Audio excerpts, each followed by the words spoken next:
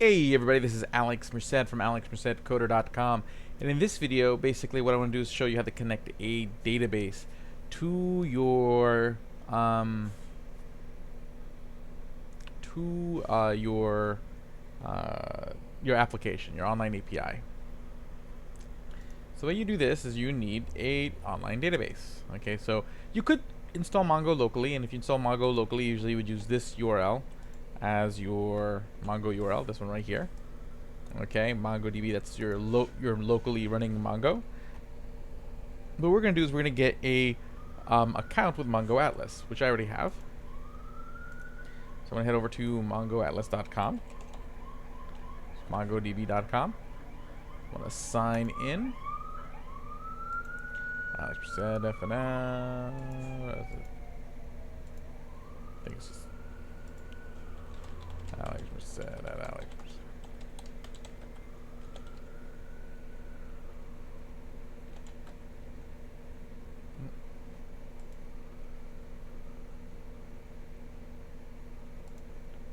This.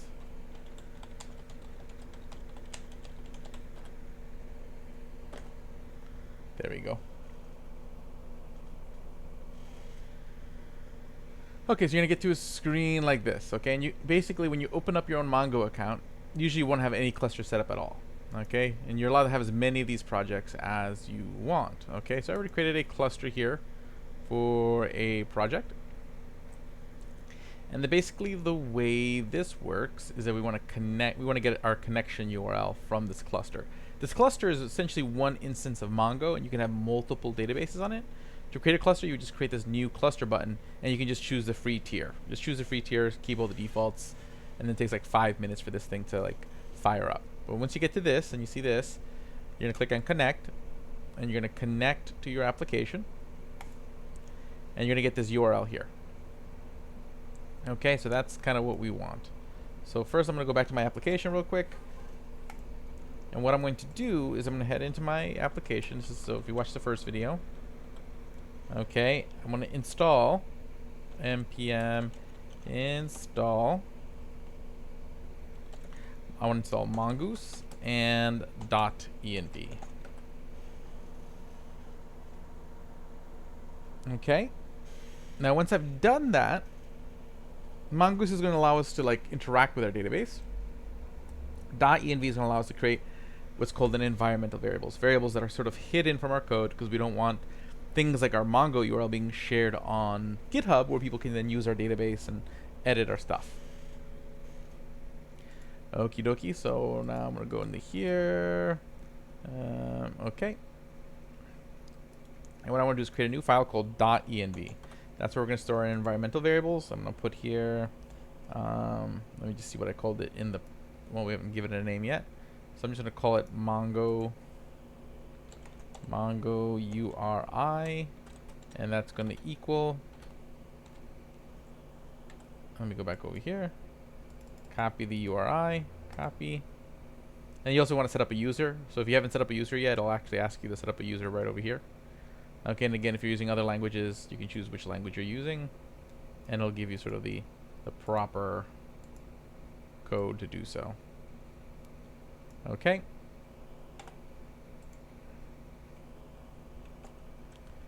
So I'll put that there. Now generally, this always works best if I put like a single quote around it. Okay. And now notice that there's this part here that's called user and password. So I need to make sure that I have to put in the username and password here. So I'm going to go create a dummy user. Let's see here. Clusters. We already have a cluster open. I think I want to go to database access. I'm going to create a new database user. Okay, authentication message, password. We're just going to use password as the password for the moment. Okay, and what happened there? Let's try this again. Add new.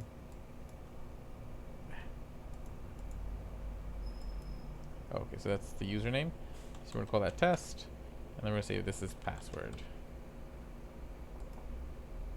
Scroll down, read and write to any database, that's fine.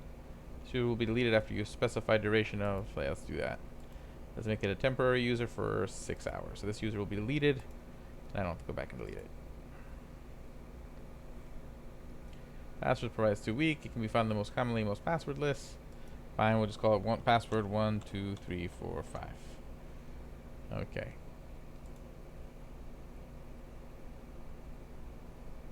Blah, blah, blah, blah. Okay, so we got this test user. So then I create the username will be test. Oh. Would be test. And then the password is password 45. And then here I can have as many databases as I want. So here I can specify what database I want to work on. So we're just going to create a database called cheese 1. Okay, because I think a cheese already exists from a previous video I made. So what this will do, this URL basically tells it, hey, connect with this username and password to this database. And that's what I need. So that's done. That's going to be in my .env file. And now I can go back to my server.js.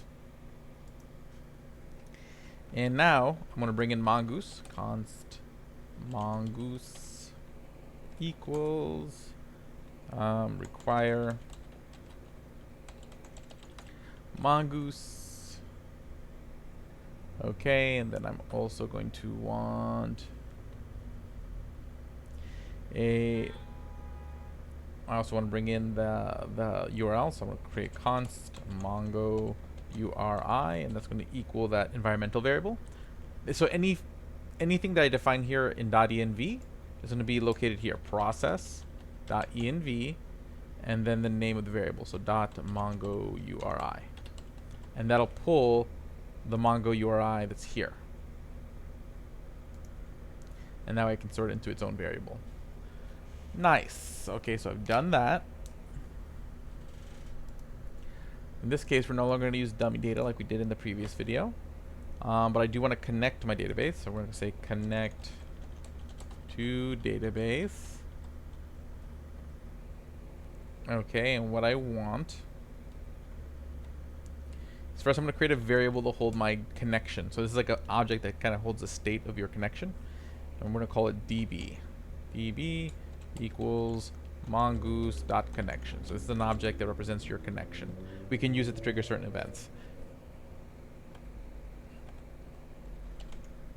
Then I am going to do mongoose.connect. This is the function that actually connects to the database. So I got to pass it in the URI. So that's Mongo URI. Then I'm going to also pass it in a config object, which is going to be empty for now. And then I can pass in a callback for what it does after it connects.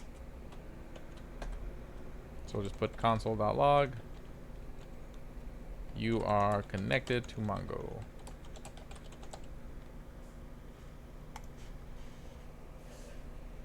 Cool. We are connected to Mongo. Now let's test this out. Let's just make sure it's working. So I'm going to do npm run dev.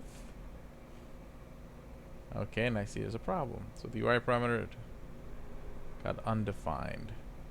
So that means this did not properly transfer over to here. So let me go back over here to oh, I know why. I never actually brought in the variables. I have to actually invoke the .env library. So require .env .config. This is what this is the function that actually goes into this file and brings all those variables in. So you need to actually have that. I should even make that even first, but technically I don't refer to it till there, so it's fine. Okay, see, now it connected. So see, we are connected to Mongo. But notice I got all these deprecation warnings. This isn't a big deal for our purposes at the moment, but we don't want them either. So what we can do is we have to create a config object. So we'll just call this Mongo config. Just an object with these settings. And let's just read it here. Where is it? So we want to add. You use new URL parser. Use new URL parser to true. We want to now we want to set. Also in there it says use unified topology to true. And then see right here where I had this empty object, I want to make that the Mongo config object. So that way those configurations get passed into that function. And see, no more deprecation warnings.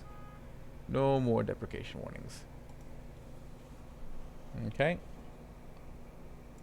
So now we're connected to Mongo, but we're not really doing anything. So what I'm going to do is we need to have some sort of object that we want to save into our database. To do that, in Mongoose, again, Mongoose, this library that we brought in, is sort of a connector. So Mongo is a database that's right now being hosted by MongoDB Atlas.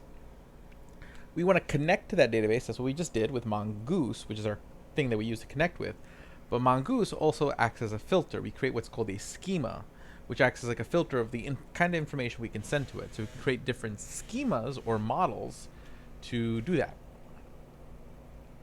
Okay, so what I am going to do is I am going to create a folder called models. We're going to define a model in there. So new file, and we're just going to create a dog. So dog.js. So whenever you're doing what's called MVC, models, views, controllers, models just means your different types of objects, the different types of information. So think about it like spreadsheets. I might have one spreadsheet to keep track of dogs. So that's what I'm doing here. I'm defining that spreadsheet of like, what is a dog? What kind of information does a dog have? And then I would make a separate spreadsheet for a cat, a separate spreadsheet for keeping track of people. And each of these are referred to as a model. It's a separate sort of collection of data. So in this file, what I want to do is I want to bring in Mongoose. So I want to do const Mongoose equals require Mongoose. Now, I don't need to do the same thing I did in the previous file. What I need to do is take a certain functions out of this, out of it. So I'm going to destructure. What I'm going to do is I'm going to yank what's called destructuring, which allows me to yank out certain things from the object. Because again, when you're doing require, it's bringing in everything inside one object into here. So there's all these functions that are now part of this variable. I just want two of them. So the way that works is you do const, I put a little object thing, and the two things that I want is I want the schema class and I want the model function, okay, which are spelled just like that, and I want them from the Mongoose object. So this is going to essentially pull those two things out and put them in their own variable, so I can use them, freestanding. Just makes it cleaner. Otherwise, I'd have to type in like mongoose.schema, mongoose.model. Here I'm just saving myself that pain. So first, we're going to create the schema that defines what a dog is. We'll say const dog schema equals a new schema. And then here we pass an object that defines what a dog looks like. So we're going to say a dog has a name, which is a string. A dog has a age, which is a number. And that's good enough for our purposes.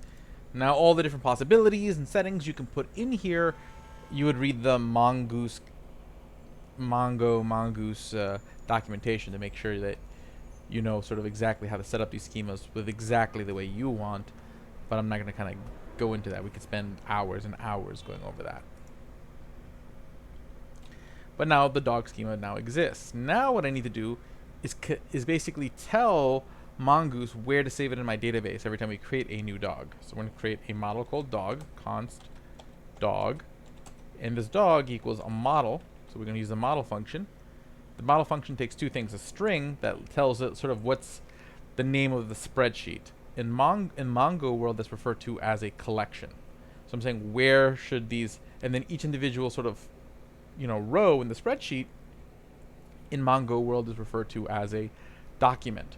So I'm saying, hey, every time I create a new document, what collection should I store it in? I'm going to say we're going to store it in the dog collection.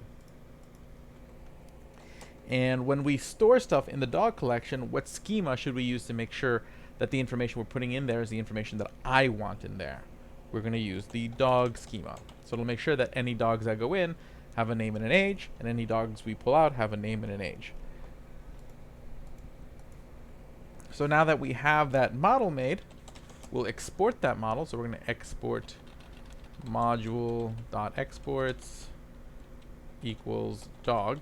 So that exports dog out of the file so I can pull it in somewhere else. So we made a dog and we're sending it out. So now I can go back to my server.js and pull in dog. So const dog equals require. Okay, and then that's in my models folder. So ./models/dog.js. Okay, and what that does, it says, oh, okay, I'm going to go inside this file here, pull out what that gives me, which is the dog model, and make it available over here. Cool. Okay, so we now have a thing. Okay. Now I'm going to create a whole bunch of routes for dog, and I'm going to show you a little trick. So I'm going to go down here. I'm going to actually put it right before this. I'm going to get rid of this route here. I haven't done this specific method before, but let's do it. So I think it's app.route. And then what we do here is we specify the URL. So we're going to say /dog. And now I can chain all of my different routes to it. Okay. So we'll have a .get, a .post, all these things. We can chain off that one route. Okay, so first we're going to have a route that gets all dogs. So when you do it this way, since I already specified the route here, okay, I don't have to specify it again here. So all I have to do is specify is the callback, the function that runs when we hit the route. So I can do res.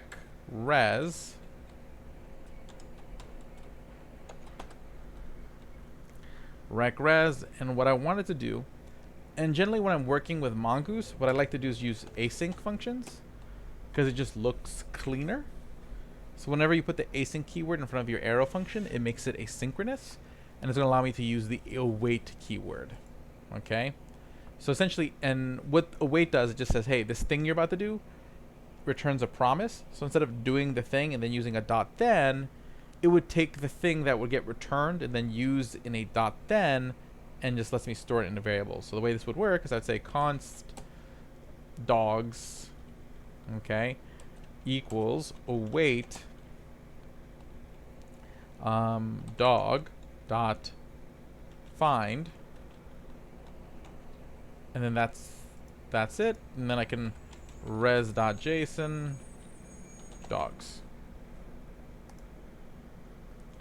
So what this route does now is when I do a get request to the dog end route, it's gonna collect all the dogs. So it does this dog.find function, which is a Mongoose thing. And again, it's chained off the model because again we brought in our dog model that we did in the models folder. Okay, and it's saying, okay, go find the dogs. When you're done, so that's what the await's for, stop this function until this finishes. Once this finishes, whatever the result is, store it in this variable and then continue on. Okay, so res.json dogs, and that gets all the dogs and then sends it back as a JSON information.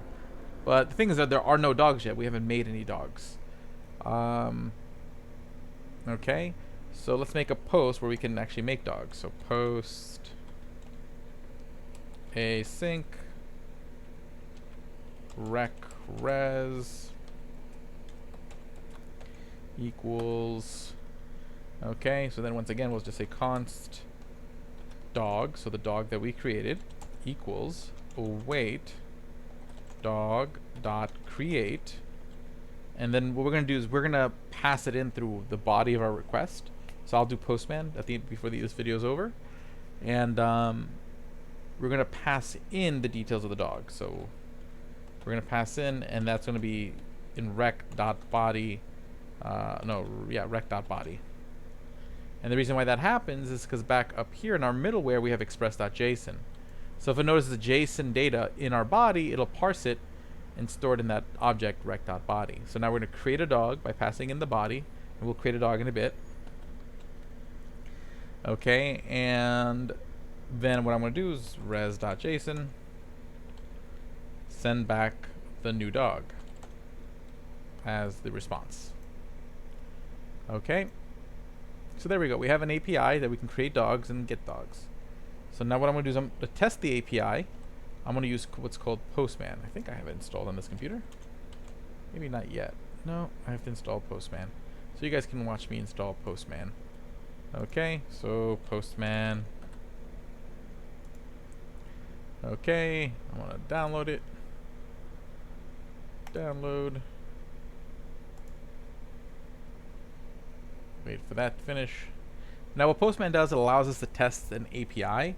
So instead of us having to set up a whole website to do all these like fetch requests, we could just test it using the software to make sure those endpoints work before we start building up a whole website. Because that would suck that we build up this whole beautiful website, then we see if it works and it doesn't.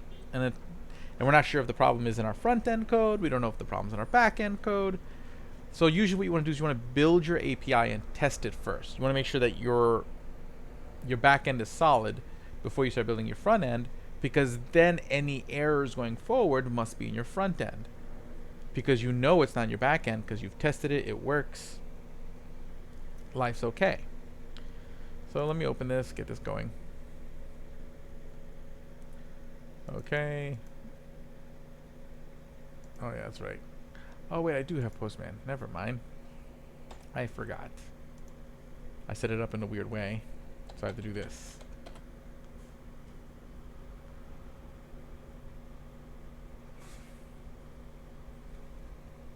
Okay, so this is Postman. Let me just close some of these tabs. Don't save. So I'm going to open up a new tab, and again, our server is currently running. So let me go back to VS Code so you can see it. Our server is currently running on port 3000 because that's how we set up our listener. Okay, that's how we set up our listener. So what I'm going to do is do HTTP www dot, no, not even www dot, localhost 3000. I think was it slash dogs or slash dog? Slash dog. So first we're going to make a dog. Slash dog, and we're going to make a post request because we're going to make a dog. And again, just to show you the code, that's this code right here, a post request. Postman. Okay, and now, so I have a post request to this URL. Now I need to submit a body. Now I want to submit a JSON body, so I'm going to choose raw, and I'm going to choose text JSON, so that way it knows it's JSON. And let me go make sure that this matches my schema. So let me go bring up the schema. So what I need is a property called name, that's a string, and a property called age, that's a number. So in JSON, everything has quotation marks. So in this case, name, Sparky, comma, age. Now numbers do not need quotation marks, so we'll say age 5. So there's my JSON object. Again, I know it's JSON because it says JSON over here, and that's important because it needs to send the right headers for your Express server to know what it's doing. And then it's the right URL, right method, so it's the right HTTP method, a post.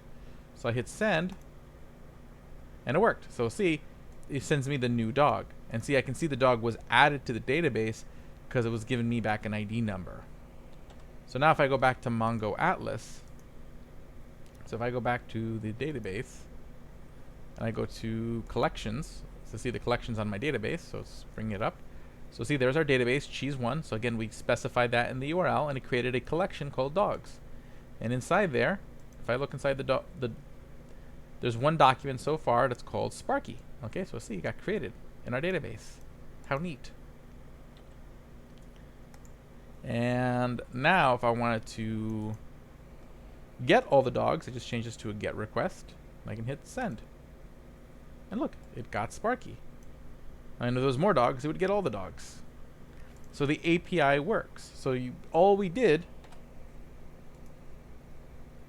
going back over our code, is we just connected to Mongo here. We brought in our schema from the other file here, and then we just refer to it in our routes. And right here's the two routes for a dog. Okay, we have a get route and a post route, and I'm using this route structure. So that way, instead of me having to type in app.get, I just do app.route once, I type in the URL once. Since this is both a get and a post request to the same route, why type it multiple times when I can do it this way? And yeah, so basically we now created an API, and then I can go back into, my static folder where I have my actual website, and I can change the JS file there to make get requests to that API and grab the dog data. And you kind of move from there. And that's how you create a full stack application using Express, using Mongo and Mongoose. Now again, I only went over a couple functions. Okay, we only went over dog.find. So when I put an empty object in there, it finds all dogs. Dog.create, it creates a dog from the object I pass in. So I pass in the rect body, which should match the schema. But there's a bunch of different functions in Mongoose. You just need to read the Mongoose documentation. It's far hard to do it. But overall, this can get very powerful, very, very quick. So I'll leave it at that. My name is Alex Merced from Alex Merced Coder. Have a great day and enjoy.